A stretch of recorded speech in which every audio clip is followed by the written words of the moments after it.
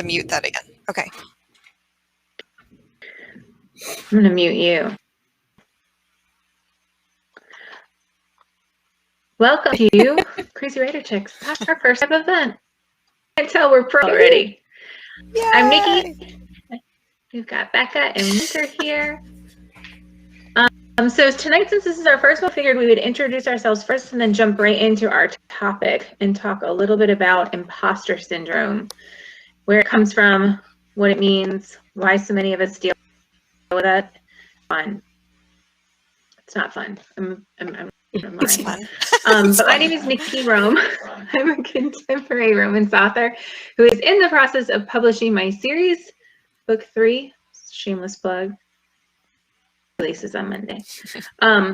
So it's been a lot of fun, and that's how I met these chicks. Well, no, I've known Becca for a while now, but that's how I met Winter. We are all writers, and we have a lot of things in common, especially the fact that we figured out a way to keep each other motivated and kind of support each other through this crazy world of writing and learning how to write and everything else. And so through our common interests, we had started to get together on a weekly basis and decided to bring it all to you. So you're welcome, or we're sorry. We'll see how it goes. We were having so much fun together. We said we should do this for other people. I know. It was fun. Know. And since you spoke, you can now introduce yourself. My name is Rebecca White. I write under the name R.A. White, and I actually go by Becca, so that's what everyone seems to call me. And I live in Florida, where I am, and it was almost 90 today because God loves us here. Lucky. And yeah, exactly. So that's my main thing. What else? I don't want to go into a whole bio thing. Google me. No, they'll learn more than they want to know about us before the end of this night. Winter, tell them who you are. Okay. My name is Winter. It's actually Winter Brooks, but since all of my social media, my website is already taken from my real name, I'm using my partial middle name, so I go by Winter Navi in my writing. I'm currently working on a paranormal romance series, and after that, I will be a fantasy sci-fi series. So yeah, that's me. Oh, and I'm a truck driver, so I write when I'm not driving, and my dog's not bugging me to go out and play. So we'll probably see him in a minute because he was just in her lap, and he's not small. Yeah. You know what you should do is you should get another dog to keep that one company. I've considered it. Driving across the U.S. 3 times a week with 2 dogs. Just get a little farm. You want to borrow a goat? I can give you a goat. Yeah. They'll be wrestling in the truck. Like, don't give the goats away. I met a couple who was driving, and they had 3 dogs in their car, and previously 4. Oh my gosh! And their dogs were large. I don't know how they all did. All of them. They were nice people, though. A lot of times my house doesn't feel big enough, and I have a decent sized house. D, I don't know. I'm not gonna lie. You want to say hi? Come here. Quietly, but I've been itching for another. So no, he said no. Next thing I know, one will randomly come home. It's hiding from the heater. 10 more dogs. Poor pup. Well, I figure I'll cover a couple of housekeeping things real quick. So we are here live tonight. We are going to be live every Saturday night at 8 Eastern. We're getting ready to publish our March schedule as far as what those topics are in March. We also have a guest speaker lined up already, so it's kind of exciting about that. These will be recorded, and we will get them published to our YouTube channel. And we'll get the details out to you guys for that. And we may or may not publish them on our website, which just finished. So after this event, I will post where you can find us, which is really not that hard. It's crazywriterchicks.com.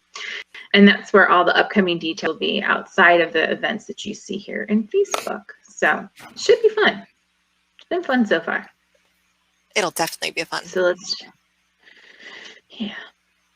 let's talk about imposter syndrome, because it's a buzzword lately in the writing community, big time. I think it's kind of been there for a while now, but it seems to catch a lot of traction now and then. And when we were talking about putting this event together, I started digging around a little bit, and I had shared with the girls it was interesting to find out there's an article by Harvard Business Review. So I have access to that through my day job.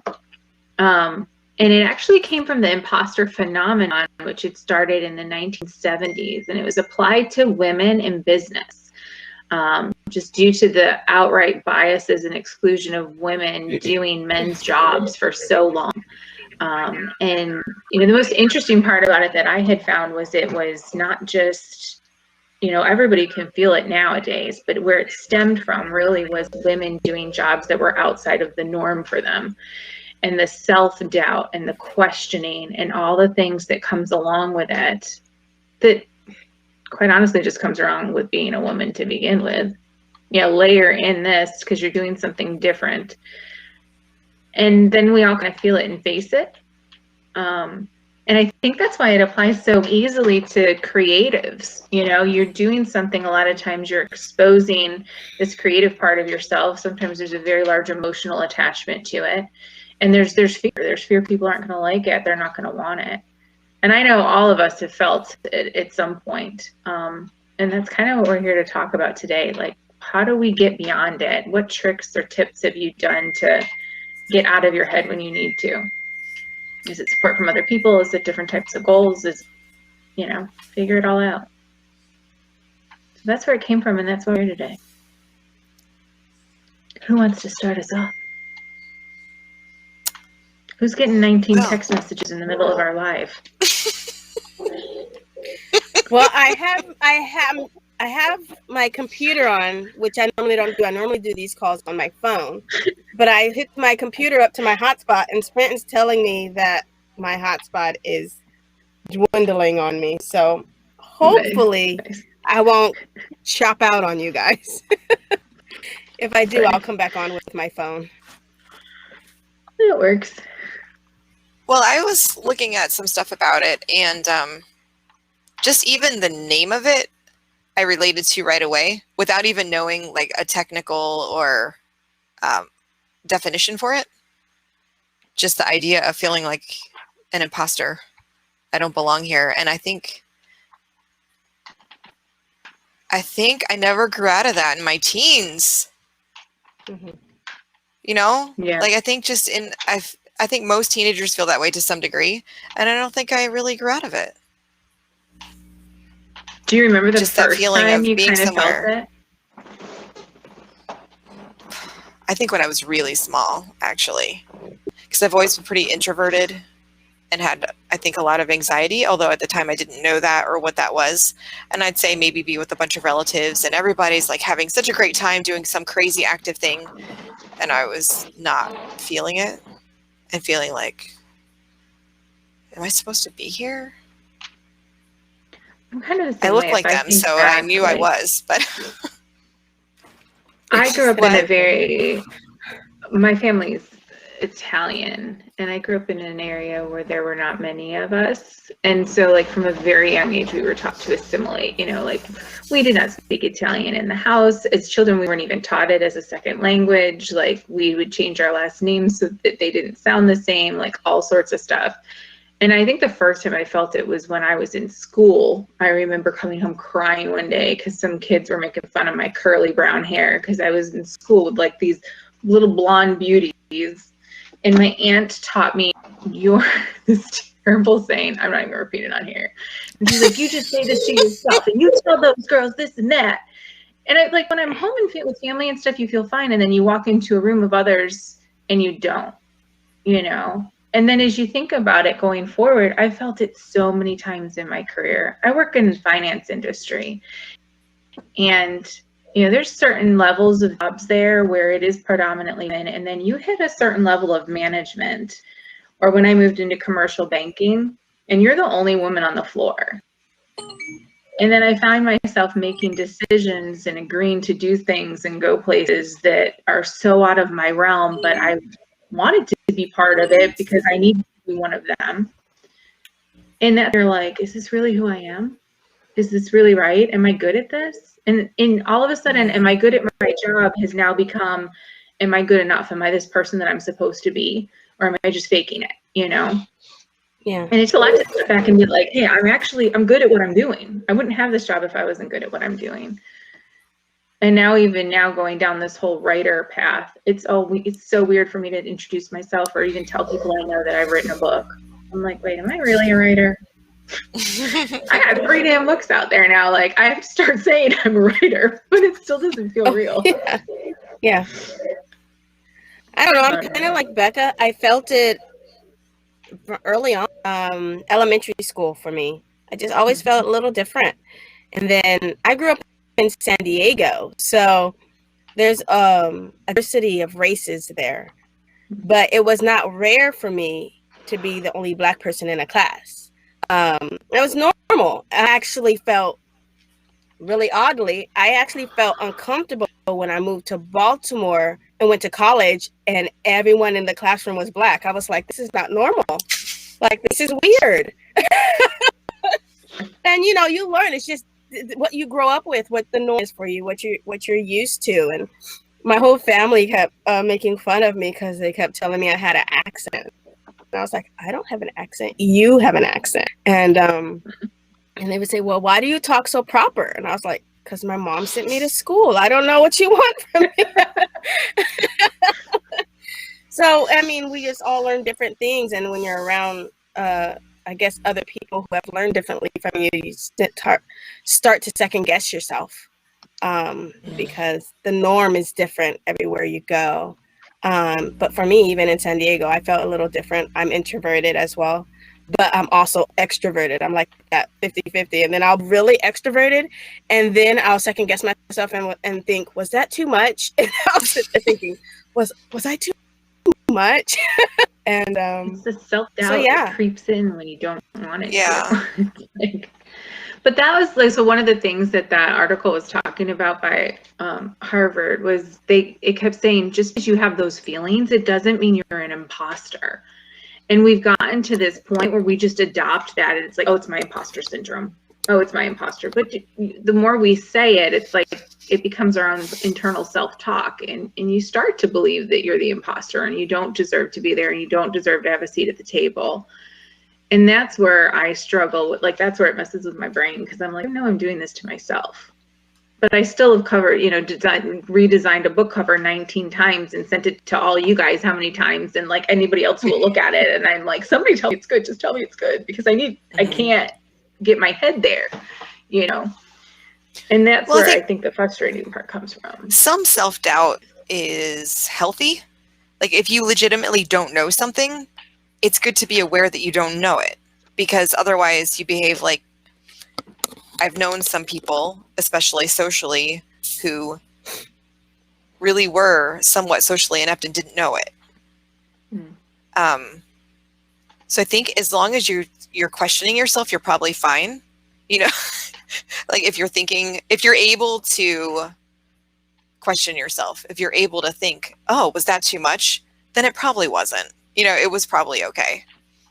Because it's the people who don't question, it's the people who are not aware. Like they say, if you're in a small group and any given small group, you will have that one person who doesn't know when to stop talking and give someone another turn, whatever. And if you're in a small group and there's not someone like that, it's you, and you just don't know it. Right. So but to me, I mean, anxiety is a huge part of that self-doubt, anxiety of imposter syndrome. And something that I learned for my son, not realizing that it was also my problem at the time, is to name it. So if you're saying, oh, that's my imposter syndrome talking, and if you want to give it a name, or mixed anxiety, or whatever you want to call it, to separate it from yourself, to acknowledge that that's what it is. Yeah, that this is just that other voice telling me, wow, these people don't know each other and they're friends, and why are you standing here? And to say, no, that's my imposter syndrome talking. They have welcomed me into this circle, or this whatever it is. They hired me, whatever it is. I do belong here. Unless someone says otherwise, in which case that's a whole different thing. That's not imposter syndrome anymore. That's people being exclusive. Right. I think part of that is also the assumption that everyone needs to be the same. Diversity is a good thing to have in groups. And I think sometimes if we feel different, it's because we are different, or maybe we're not different, but that doesn't necessarily mean it's a bad thing. But we may think it is. Well, but especially like, I mean, those of us who are our generation, they're really, I mean, depending where you were, there was not a lot of diversity. It was never a conversation. It was something, oh yeah, we should have. I mean, okay, wait, maybe there was diversity, but there wasn't inclusion, right? Which are two very, very different things. And so, you know, we may have been in diverse situations, but we were not all included. And that's, I think, you know, that's the progression that is, you know, happening now in so many things. And it's amazing that it is, that we're only starting to get there. But I like the idea of, you know, it's identifying as it as its own thing. I heard it was a writer.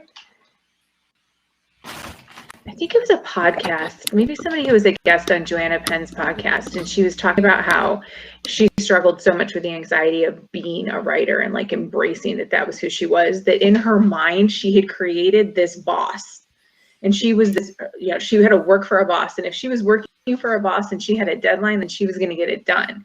She was like, I was my own boss. My head, I had to look at it like, I have this deadline and it's due to my boss by this time. And she was like, you know, working a career my entire life that was like a 9 to 5, I didn't know how to function outside of that. So I had created it myself. And I was like, that's a really interesting way to think of it. You know, your business is your boss. You have to do, I mean, because if you write and you publish, not even writing, any small business, especially any creative business, you're responsible for your content, your marketing, the sales, all of it. Like, you are running a business. And that's where I think, you know, if you've never done that side of it before, or you've never done the creative side of it before, that's where you question it. Well, I was on a flight this past week, and I happened to be sitting by a woman who was a fashion fashion stylist, and she asked me what I did, and I told her I was a truck driver, but that I was working on becoming a writer. And she said, well, you are a writer. You just, you know, you have to put it out there. And, you know, for other people to tell you, that, then at some point I have to look at myself and say, yes, I am a writer.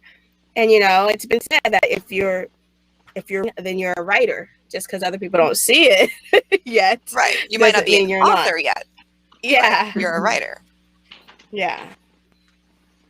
I don't know. Even today I was writing my blog post on my website, and I was talking about, I had said something about, am I hopeful success? And I literally had to physically force myself, go back and delete the word hopeful and just leave success. Because and I'm like, here I am writing an article to start the conversation and the thought process for imposter syndrome, and I'm literally just blatantly not trusting my own words. The definition of it. But yeah, it's, unless you're conscious of it, though, it's sometimes hard. I that way. I think that's the biggest Winter, thing. you beta me every time I send you a book. My internal panic starts. And it doesn't stop until I send you the copy, you know. Your first question to me is, what's wrong with it? Well, anybody else who writes probably has to say their editors too. No, but tell me really wrong. But you called me, this one's really good, and how, you know, you tell me, and then there's sometimes you're like, when are you publishing this one again? It needs some work. So I'm like, just tell me what's the matter with it.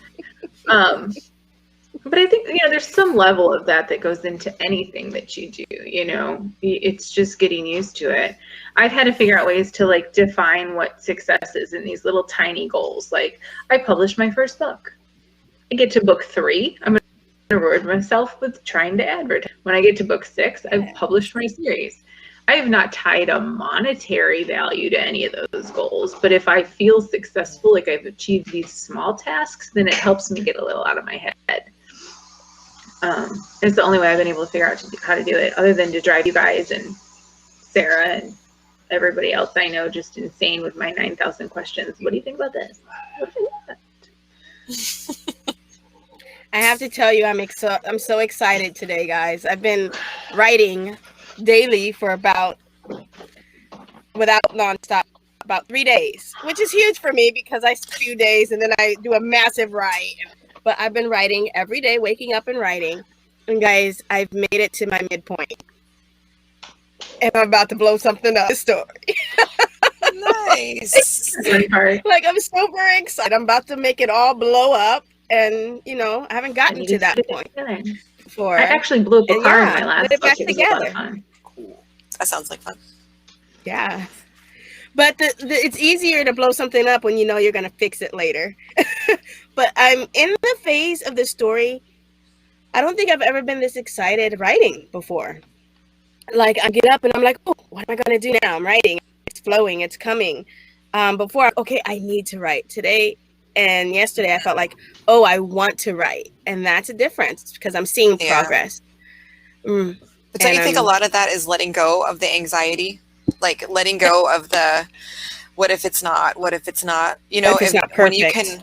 When you can let go of that and just really let yourself have fun with anything, with being a parent, with being an employee. Yeah.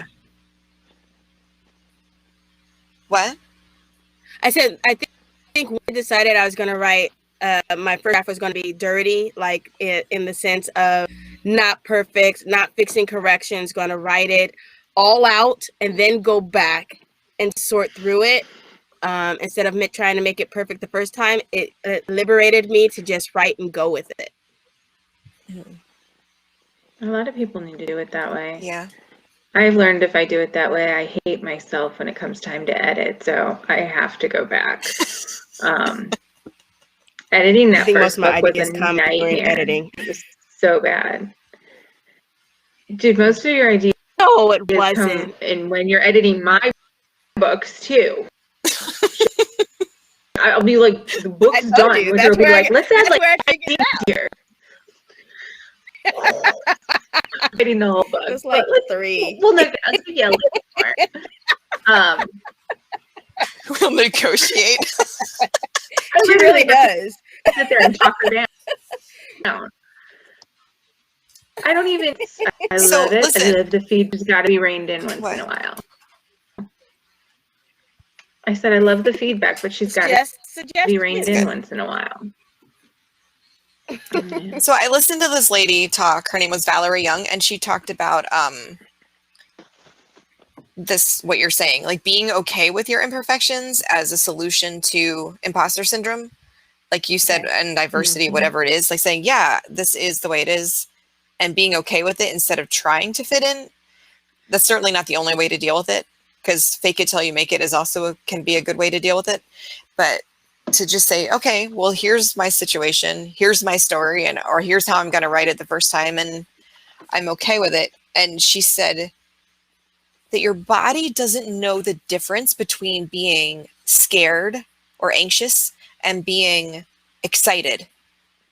It's the same like feeling in your chest. Yeah. So you can just tell yourself that this is exciting. I'm excited about my story. I'm excited about this event that's coming up. I'm excited about this, my job review, performance review, whatever it is. And if you tell yourself that enough, you can convince your brain to actually be like looking forward to it.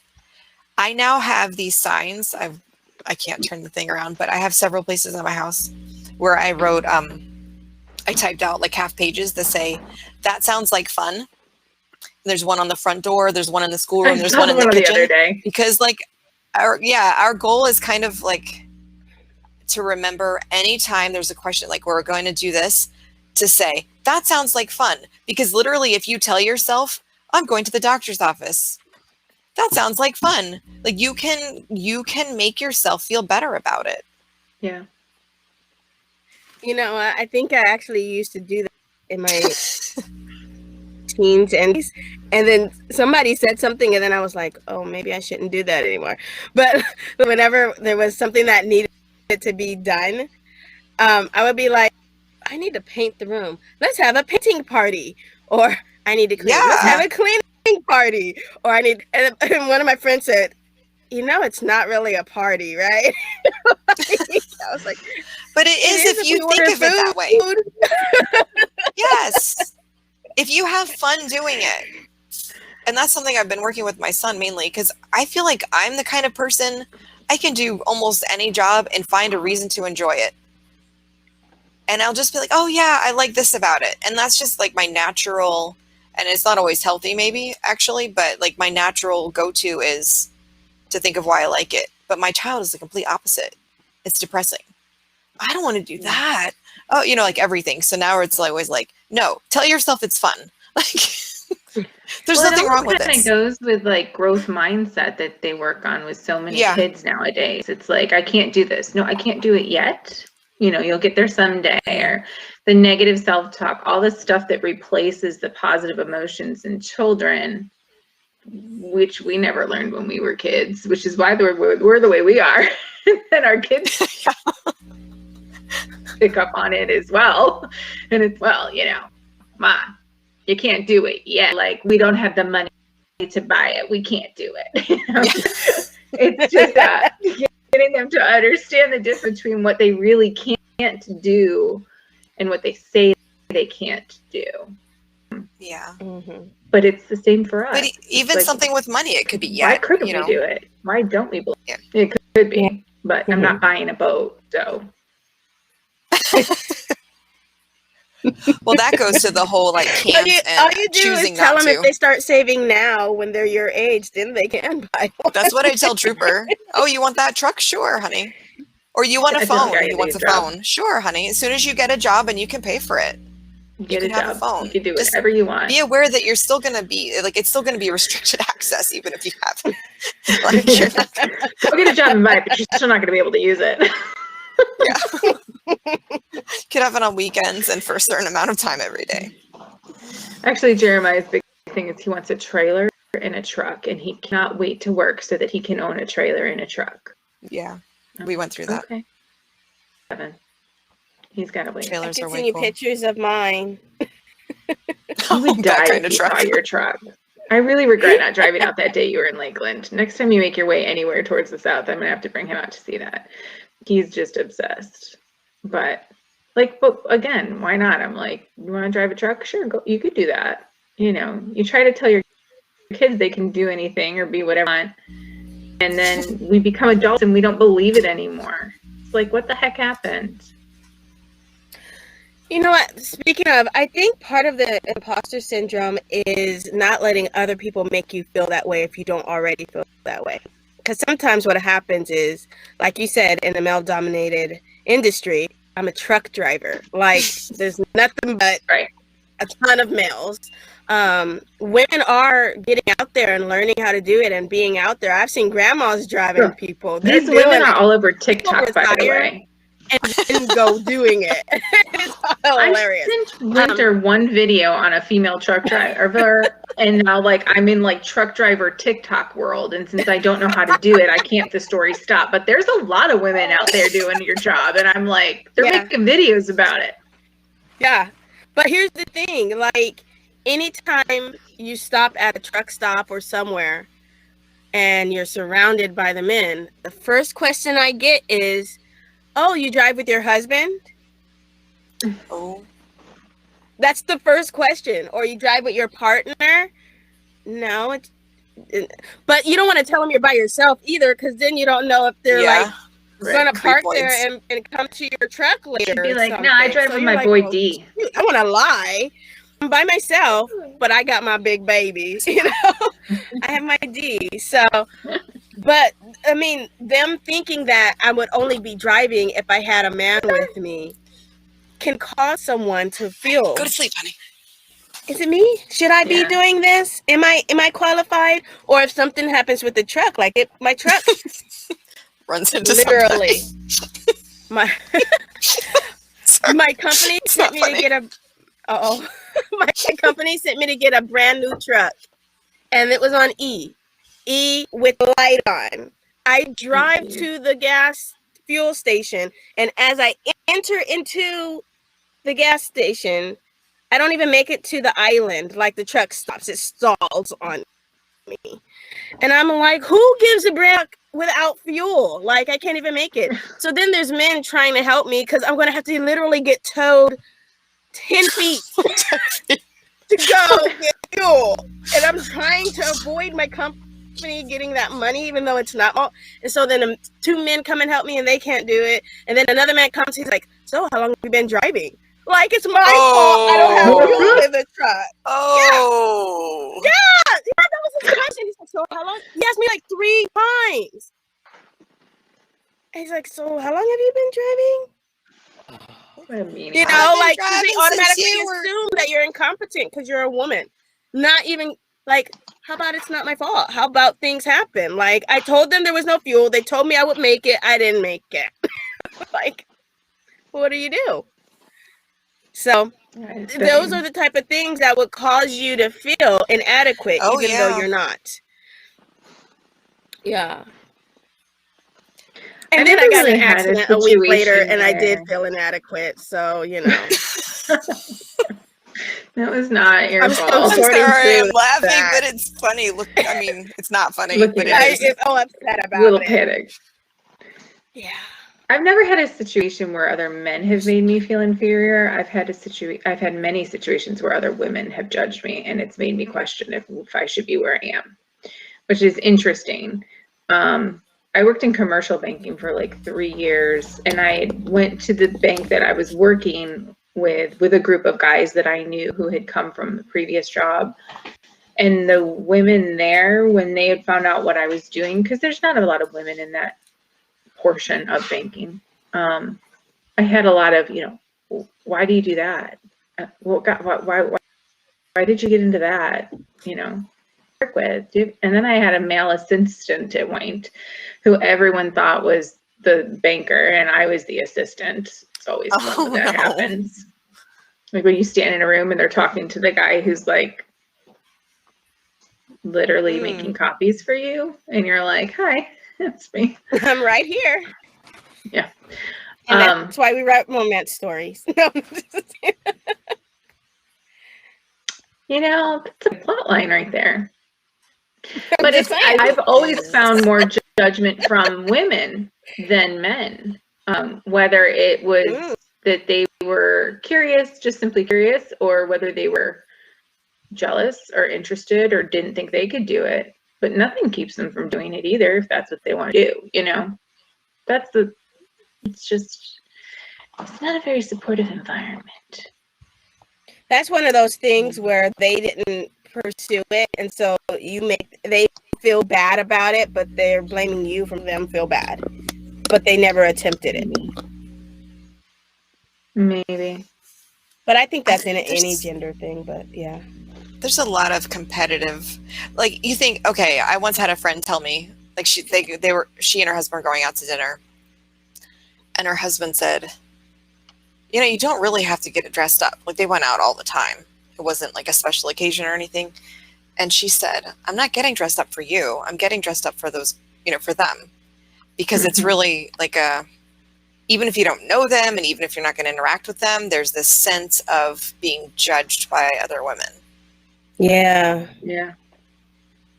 And I thought, yeah. I mean, I guess I have felt that way, but mostly I'm just like, I don't care enough to do something about it. I mean, sometimes it depends on the situation. Obviously, there are times when I look in my closet, this isn't right. I don't know. And it's weird how those moments, because usually I'm like, okay, what's the most comfortable? Do I have to wear a bra with that? Like, that's usually what I'm thinking. I do. Well, not all of us are so well endowed. Yes. But, like, normally I'm thinking, like, what would be the most comfortable way to, in this given situation? But there are times where that is not it, where you're talking to someone who hasn't buttoned a button on a pair of pants since last month. I'm really in no place to judge on comfort. From being the one who argued that leggings weren't pants, the idea of putting on a real pair of pants makes me want to cry inside. I've come pretty far.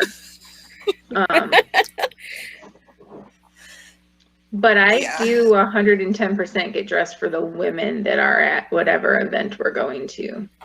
They're the ones that make me nervous. You know what? Judgy. I'm in a career where I'm literally allowed to wear my pajamas all day. But when we get to the truck stops, I'm like, oh, maybe I should change. And I think maybe I've gone in maybe once or twice in my jammies. But you know what? When I'm in the truck stop and I've seen some women go and some men come in like full blown pajamas, like pajamas. Cozy. And I'm like, they are so brave to do that. They know what's going on. I want to be like them. But sometimes you got to get past your own stuff. That's what it all comes down to. It's getting past your own stuff, your own doubt, your own questioning. And naming it is the first, like saying, oh, that's my stuff. Like that's the first step in that. And that doesn't mean you have to start going to church in your pajamas to prove that you can, but it's just being aware. Yeah. And to say, okay, I'm going to my closet. This is a special event. And yes, I'm getting stressed about this. And, like having that usually for me out loud conversation with myself saying that this is my insecurity. Like, like saying, this is my insecurity. This is my whatever, talking to me and making me feel like this isn't right. This isn't right. And being able to at least start there so that I'm not ruled by it completely. Mm-hmm. I guess. How do you guys think that making mistakes fit into syndrome? Because it's easier to not feel imposter if you don't make mistakes from time to time. But then you make mistakes, and then I think that's kind of blows it all up in your mind. Because you focus on the negative more than you do the positive. Right. Even if the positive is happening more often, that one mistake is going to be in your mind. You're going to be like, see, I told you. Not really. I told me, whatever. But, It starts to take over my entire thought process constantly. It's like if I go back to do that task again, every time I start it, it's the first thing I think of is what I messed up last time. Every time. Mm-hmm. Like there's no... Well, you guys know what happened when I uploaded my second book. I'll share it here. Everyone can hear. Yeah. I missed my upload with KDP. I thought I had uploaded it and the file didn't transfer. And all of a sudden my pre-order was canceled on my second book. And I was like, I quit. I'm like, I'm done. It's done. I've already screwed up. I'm on book 2 and I've already screwed up. And, there was so many people I reached out to that talked me off a cliff that day and told me what to do and how to handle it. And your family a lot of them are part of this group. I know. Krishan, Sarah, Rebecca Hefner, you guys were all like, it's okay. Here's what you need to do. Cancel this, and like trying to help me fix it. And I was so grateful. But then when I just had to upload book 3, you better believe I sat there and watched until I had confirmation. I signed out. I signed back in. I've signed in like 3 times since then. Got the confirmation emails. I keep checking. Today I went to check again and they're like, it's locked for editing because it's getting ready to publish. And I'm like, I just want to make sure it didn't magically disappear. But I don't know if if that panic will ever go away again. I upload books in the future because that was disastrous. And I was like, I just like, can I really do this? Like, am I just fake? Like, am I pretending that I can do this? I can't really do this. Like, look, here's proof I can't do this, And so I think, the mistakes for me anyway, I don't have the ability to shake them off very easily. Although it did all work out fine. And I got my pre-orders fixed and Amazon was amazing about it. And my book got out and ended up releasing 2 days early because I didn't need the pre-order anymore. But it sucks, because it gave you back your future pre-orders too. It did. Yeah. Amazon was good. I got everything fixed. I hate to make generalizations like all women, most women, but a lot of us expect perfection from ourselves. Mm-hmm. And it comes from all different avenues, from being a kid to an adult to the people you interact with to friends you have, and you just expect it. And so if you don't do the job perfectly, then I 100% feel like I don't belong there. And I don't know why. I mean, I'm finally at the point I can recognize that, and I'm like, this is why I feel this way, instead of just being consumed with the feelings. But you still got to figure out ways to get around it. I felt that way this week. I mean, I've been driving since 2013 in big rigs and never had an accident with another vehicle. And this one time, it just takes a second to do something wrong. And when I was telling a friend, I was like, I don't know what I'm feeling like, because then I had to go back into the other truck and transfer things over, and I saw the damage on it, and I was all sorts of feelings and feeling inadequate and depressed and feeling so disappointed in myself. And I talked to a friend, and she says, you're allowed to feel that way, right? You're allowed to be upset. You're allowed to be disappointed. You're allowed to grieve through this process, but it doesn't define what's going to happen in the future. And because I was like, I don't know if I want to do this anymore. Like you said, I want to give up. My mom wants me to go home and get a desk job, and I hate desk jobs. Like, my mind doesn't, I doesn't work that way. And so, I said, am I wanting to tuck my tail and run, or is it maybe just time for me to do something different? She said it could be both, but I don't think you should make that decision right now. I think you should go through the process, fill it out, and then when you've come through it, that's when you look back at it and decide where you've been and where you're going. So it helped. It helped someone tell me that it's okay to feel the way you feel. Yeah, absolutely. I know when we had talked, questioning all sorts of things, but I think you were still just too close to the situation. Everything had just happened.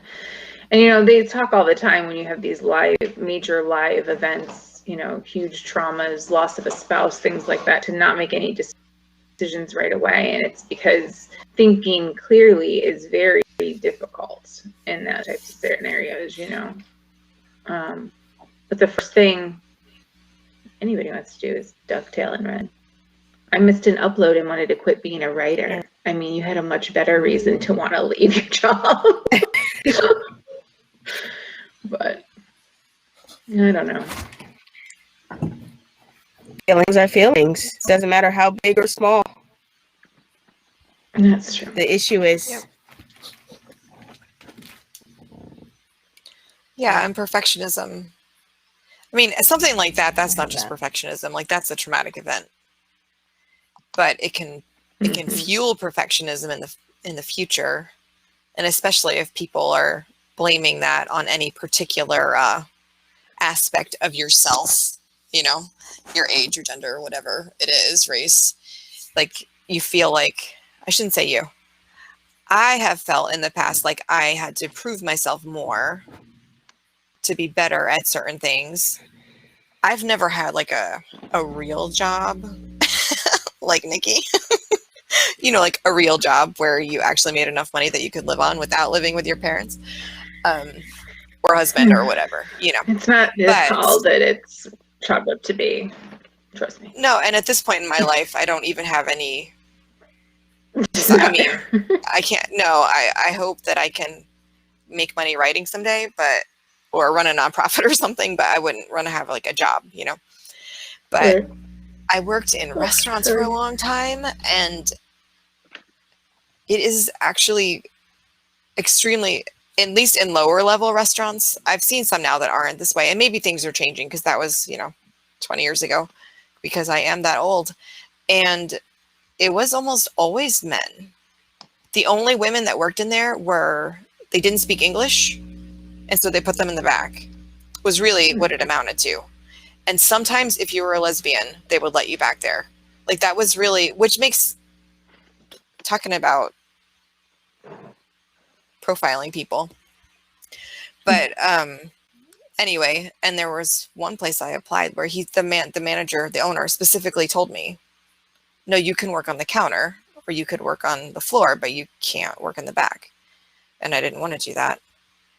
But anyway, when I did work in the back of this place, I felt like I always had to like lift the biggest heavy pots and all this stuff because I had to prove that I deserved to be served. I don't even know why I was making like $8 an hour. It was terrible.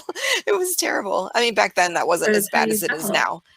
But still, I felt like I had to be as strong and as tough as anybody else, and I had to work as hard, and I didn't smoke like most people did. So like looking back, I'm like, they took lots of time to rest. They'd go sit and smoke for 10 minutes at a time all day long. And I just kept going because I had to prove my worth. So I wasn't the next one to get laid off. Well, plus when people do smoke though, that's bonding time because they all go out together. That's like a lot of bonding time. So not only did you already feel like you weren't part of the whole big group, but like you were missing out on that bonding time too. Right. Yeah, because they all sit in there and complain about stuff together and talk about their girlfriends or whatever. 90s, and I can't really talk about. I was in. What did she say? I said I was a smoker in the 90s, so I really can't talk about the other side. I was one of the bitches standing outside, puffing away, complaining about everybody else. That was bonding time, right? When you go out, it was. It is typically how you meet people and make friends and so forth is during the social times. I'm going to read this. This is from that article, and I'll actually share the article to the event page afterwards because there's a lot of good stuff. But it says at the very least, we can help those employees who suffer from imposter syndrome is what they're talking about. Channel healthy self-doubt into positive motivation. It's best fostered in a supportive work culture. If that doesn't speak to it, I don't know what does. Because if you don't have a culture in the place you work that is going to be supporting your differences and who you are and make you feel included, you're never going to really feel confident enough in what you're doing. And for those of us who do, like if you're a creative and that's your job and you don't have a work environment, you're the only person, you need to find people, right? Like our group, groups like this where there's other women out there supporting each other, and make them your regular people. If I wasn't talking to the three of you all and even Tia for a while there once a week, there was probably many times that I wouldn't have been motivated to continue writing and reading, or not reading, always motivated to read. Wouldn't have been motivated enough to write or edit what I was needing to get done in a timely basis. But if I knew I had a call coming up, I wasn't going to be the person on the call who said, "Oh, I haven't done anything this week." So, how do you think you identify someone who has the syndrome? Is it the people who can't accept a compliment on their work, on the progress of something? Probably. That is a symptom for sure, right? That's one of the when I listened to a bunch of TED Talks, and one of the things they talked about, like if you feel like someone that you don't deserve praise. Well, even Nikki said something about that earlier. Like, in your blog post, you said something about like not feeling like you earned your place there. And I almost made this whole long comment on Facebook, and then I was like, no, we'll talk about it later. But so I should probably, because this is related to what you're saying. Like, I was taught my whole life about not being proud, not bragging, not that a lot of it, love doesn't boast and all these things, which is true. But there's a big difference between being confident and being able to say, look, mom, or not mom, look, stranger, I painted this picture. Do you like it? And being brave enough to do that and not feel intimidated and scared to show. Like when we would get our school evaluations, I was like so afraid of, especially my creative work, like that these people were seeing, because I really valued that. And I was so afraid of criticism, and I never got criticism, but it felt like bragging. Like if they said, oh, wow, you're so artistic. And I'd be like, well, it took a really long time. I had to erase a lot. And, like always making these reasons for, if someone says, I like your book.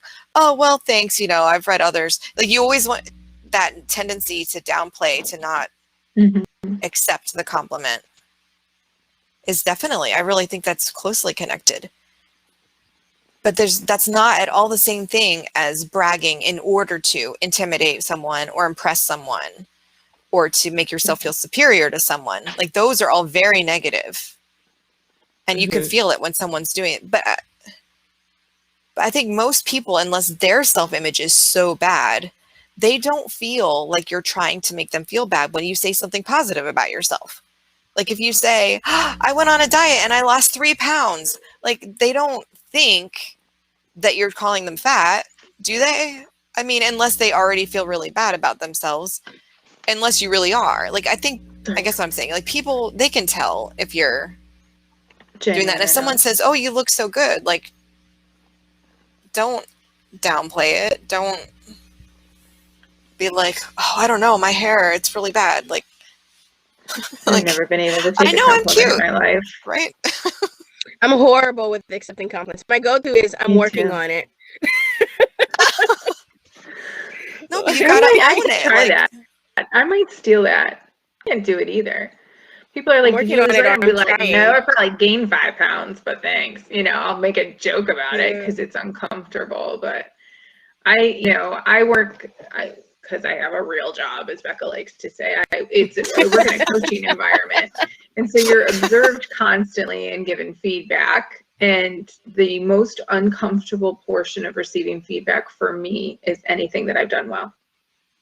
I'm always like, okay, so let me tell you what I'm going to do differently next time. And my boss is always like, okay, we got to concentrate on the positives first. So give me 3 things. I'm like, I don't have 3 things. I can give you 1 thing that I said maybe went okay. But like, do we have to talk about that? I'm going to talk about what I'm changing. And it's very difficult for me to work in that environment and receive coaching. Yeah, I'm a certified trainer and coach for my company. So I coach people at executive coaching levels all the time. And I can ask the right questions and pull it out of people. It doesn't bother me. But when you have to do it to me, it's not getting the negative, which a lot of people struggle with. It's getting the positive. I can't get out of my head. You know, and I think it's a natural tendency for a lot of people, because I will tell you, for coaching clients that I work with, it is, it's a struggle for them too. You know, when you sit down to have the conversation, you're expecting to have a conversation about change. But you don't always need to change everything. Sometimes you don't need to change anything. You've got to self-discover it on your own. Does it come from a lack of positives when you're younger, maybe, that you're not comfortable getting those? It's 100% a lack of self-esteem. So wherever that comes from could be different. Most of it was just probably me. I was always a bigger girl. I was always different. I was always, didn't quite fit in. I wasn't, and so, I mean, looking back on it, an adult, I did, so it was probably in my head most of the time. I could pretty much say that I don't let your head blow up. Husband's sitting back here listening. I don't think I ever actually felt beautiful until a couple years into my marriage, when I realized that my husband really did, no matter what I looked like. And it's kind of embarrassing to say that. Yeah, I needed somebody else to bring that out in me. But he did. And now I don't have as many hang-ups as I used to. But it's my whole life has felt that way. And I think a lot of us, especially as women, feel that way, where the judgment comes from, parents, friends, kids, other women, those types of stick with you for a while. For me, I know exactly the moment where everything changed in my head, flipped in my head, and I haven't been able to reverse it yet. And it was in elementary school, and I get bored easy, if you can't tell. No, really? Not Winter. Yeah. This is why I can't sit at a desk, which is why sometimes I dictate my stories. Anyways, I was sitting at my desk in the back of the room, because we had all facing forward. They were like kind of some on the side, some in the front, all that different thing.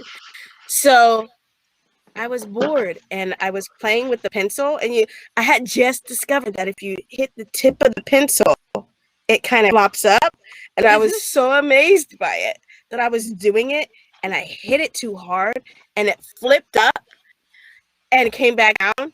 I was like, it hit the sixth grade guys. And my teacher stopped the class and said, "Are you trying to get attention from all of the boys?" In front of the whole classroom. And from that day on, I tried not to get attention from anybody. Yeah. Because I totally was just amazed at the pencil. Right. Sort of No, when I was a makes me so teenager, angry. my grandma was like, "Oh, look at your hips swinging. You're growing up." And she was not being negative. But But you like, I took learned it to as- walk like a boy. I learned to walk like a boy because I wasn't supposed to attract attention from boys. You know, that's not appropriate. So, and then my husband, I think it was after we were married, he's like, "I'm gonna have to talk to your grandma about that." It's like, because I would kind of like if you did walk like a girl. It's like, okay, You we'll work know, on it. listening to all of us, I'm wondering if we need to invite a therapist onto one of our sessions, because y'all, we messed up. We have our issues. So I And I do go to a support group. Yeah, Like, I that's literally true. we do. should You have got your something on that. I people. think you should talk about that What? eventually. I think we should have a event on that. On support groups or on Mhm. therapy or both? All of the Both. above. All the things. Yeah. So this week, I know it's like after 9, but I think everyone should practice taking compliments. Oh, I Winter, live in your a hair trap. looks so good. Oh, thank you. We did that earlier today. Thank you. It still sounds left-sided. I feel awkward for Winter. So, like, what does that say? I'm like, oh God, don't talk to me. She's gonna talk to me. Did she just say something to me? Don't say anything to me. So Well, I I don't told know you when we started that I loved your hair, but you didn't hear me. That was when you couldn't hear us. But the first thing I said was, Who, "Oh, me? I love your hair." Yeah. And you know what I Nikki's want to hair say? always Let me looks get good. closer. You can see all the grays. That's exactly what I want to say right now. I got I the dye sitting created- behind the computer. I created a character modeled after Nikki, loosely, obviously. And you know what the thing is about this character? Always, she has curly brown hair that always looks good, no matter what. It always looks like she did it intentionally, whether, I don't know if she did, but it always looks like it was A supposed, lot like of she dry meant for it to shampoo look and just like that. hairspray. No, I have curly hair. It never looks the same twice in a row. It never does what you want it to do. My curly But hair it was the bane looks of my like it existence is. as a child. I would have given my right arm for straight hair.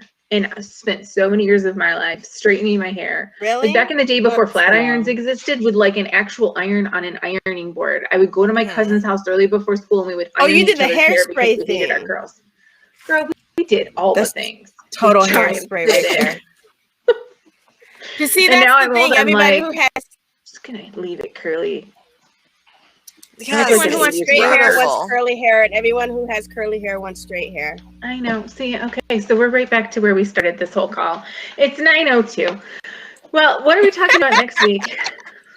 I forgot already. Next week, we're talking about how common sense is not so common. Oh, yes. Common sense. This is gonna be a good one. This is gonna be a good I one. think I so. read something about it recently. Now I have to find it. It was talking about common sense and I how don't know it's if a common myth. sense is even a thing. I'm gonna. Oh, It's not. what?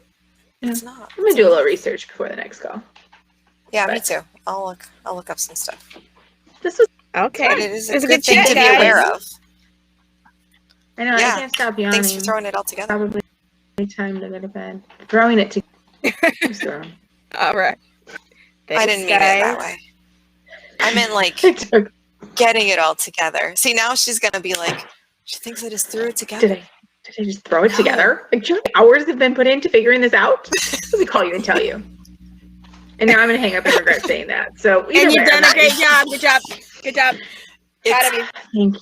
Thanks. very Thanks. nice. Tell me how good I It's am. very nice. Practicing You're taking amazing. those You are amazing. You I'm are gonna Me too, amazing. end Becca. this stream now because we're done. Good night, ladies. Right. See y'all next week.